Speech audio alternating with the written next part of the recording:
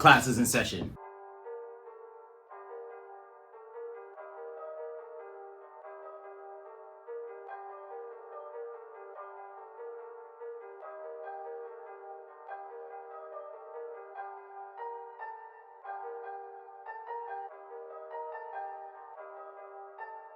Hey, what's up guys and gals? Welcome back to another video. So in today's video, what I want to talk about is why the PS5 slash Xbox Series X Slim slash Pro model, whatever they want to call it, doesn't really make sense this generation of gaming.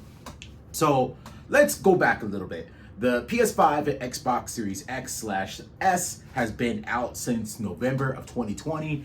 And everybody remember when those consoles came out, you had to pre-order them. It was hard to pre-order. When they officially came out, it was hard to pick up because of scalping and all that issues that has now been resolved. So everyone should be able to get their consoles if they want one. I have all the current consoles, the Nintendo Switch OLED. I have Series X, PS5.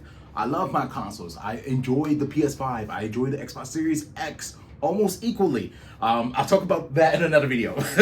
So a few weeks ago, some leaks of the PS5 Slim model has been released, and it looks okay. It doesn't look too bad. I mean, it doesn't look really slim all that much to me, but it's supposed to be the slim model nonetheless. And recently, you know, Microsoft, they came out with the all black Xbox Series S model with the 1 terabyte SSD inside of it. And my initial thoughts about these consoles are these upgrades really necessary, y'all? I'm for real, like, are they really necessary? Because, you know, these consoles are less than 5 years old. They've only been out for not even a full 3 years yet.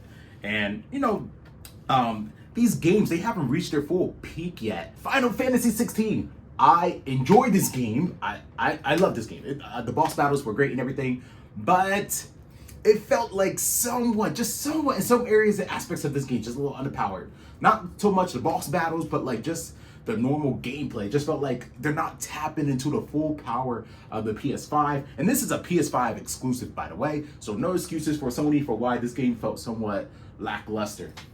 Still a great game nonetheless. Pick it up if you haven't done so already. But anyway, I personally feel like the leap from like the PS4 era and Xbox One era, even though I never played or own an Xbox One, isn't that much of a leap compared to the PS5 and Xbox Series X generation.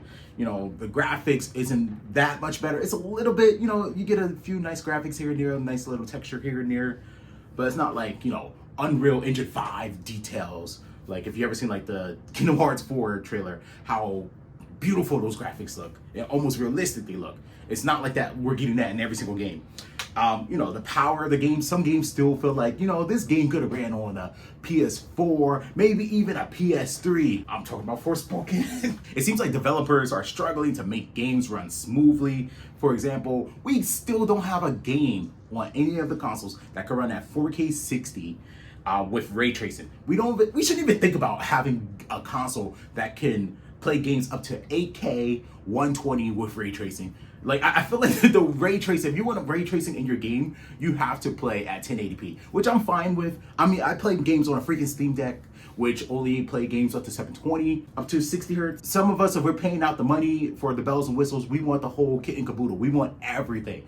Give me the ray tracing, the 4K 60, I want it all. Games are still being released with frame rate drops and bugs. Don't get me started. I think every single PlayStation game I've bought so far, like starting from Spider-Man Miles Morales and Ratchet & Clank, even up to The Last of Us remake, even God of War Ragnarok, they all had bugs in the game at some point from launch, day one. And of course, all these games have frame rate drops in certain areas of the game.